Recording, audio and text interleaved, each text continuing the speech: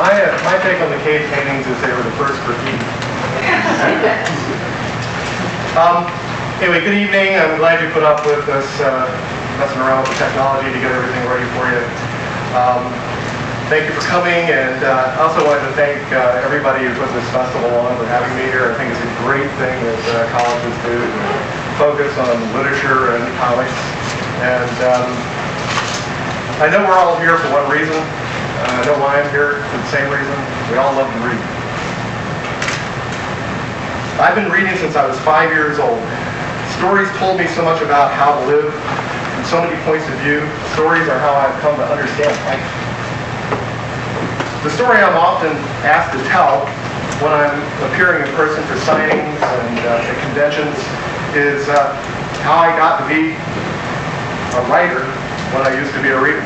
The answer to that is, first you must have a story to tell. And finding a story to tell is the easy part, and it might be the only easy part. We all have our stories we tell each other, and we talk about our children, about the things how we got married, how we first met our wives and husbands. Every little thing in your life can be a story if you have the ability to actually piece it together and present it clearly in an exciting and entertaining way. Now, how many of us have listened to a friend or coworker tell us a story that is about nothing more than their morning drive to work?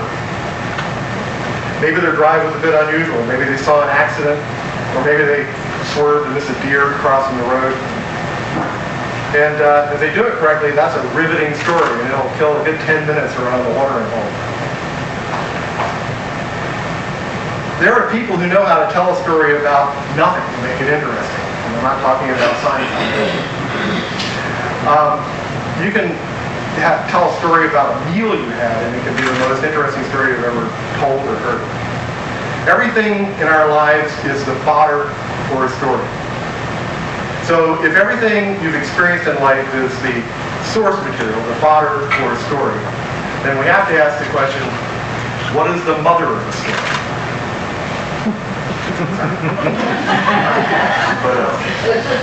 I spend my life reading. I'm always reading a book. In fact, I'm usually reading several books at once. But way back when, I taught myself to read. And I did it the summer before I started first grade. The first book I read was The Swiss Family Robinson, and the process began the year before. My mother spent the summer reading me the book. We had a reading session every day, and it was one of the most wonderful experiences of my life. The time my mother invested in reading to me was absolutely riveting. The time spent in between those sessions was possibly where I learned how to create stories, because I was imagining what would happen next. And so I made up my own extension of the story, and then was quite fascinated to hear how it actually was told when my mother heard the rest. A year later, my mother, who was a third grade teacher at the time, was teaching summer school. And she couldn't take the time that summer to read to me. And I wanted to hear that same story over again. I wanted her to read to me so bad that I got that book, and I taught myself to read by going through and reading that book again. I could remember what she had read so clearly that I could make out the words and make it make sense. By the time I finished reading that book, I knew how to read. So anyway, I want to thank my mother for that. She's here tonight.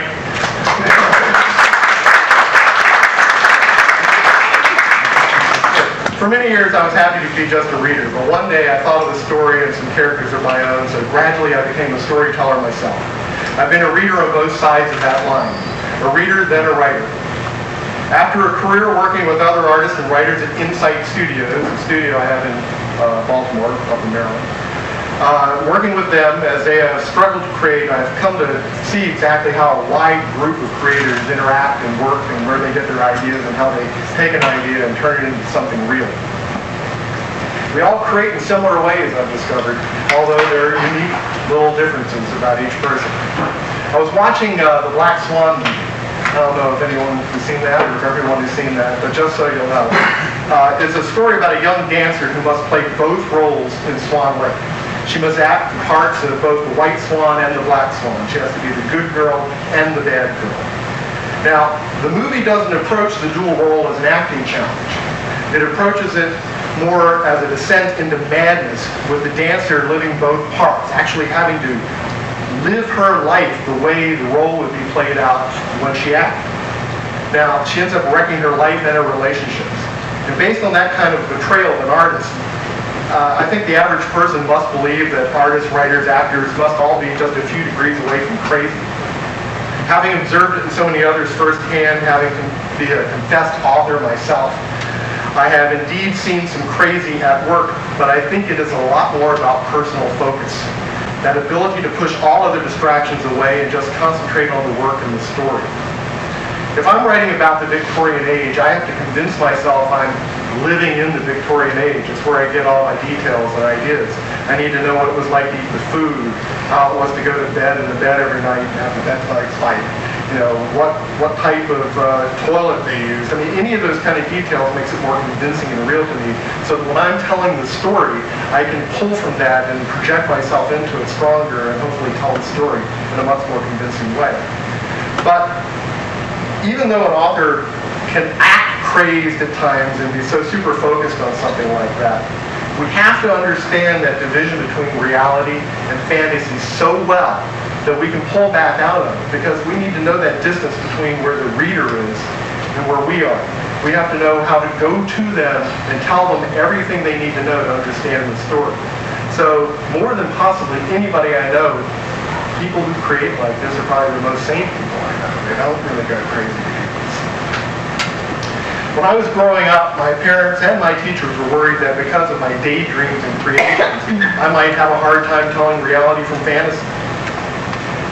And I think the source material for Black Swan is that kind of concern. Anyway, the truth is we're not responding to a confusion of fantasy and reality. We're responding to good storytelling when we see something like that. We're responding to good acting and good art. It's a result of a combination of craft and imagination. In fact, to be able to convince people our fiction is real, we do indeed have to have a better grasp than anyone else. Now, a less kind description is that we are the world's best liars. Fortunately, we have found a way to channel these powers for the forces of good rather than evil. When I was a kid, the first professional artist I met was Kelly Freas. Now, he was a man who lived right here in Great Bridge. Kelly was an amazing illustrator.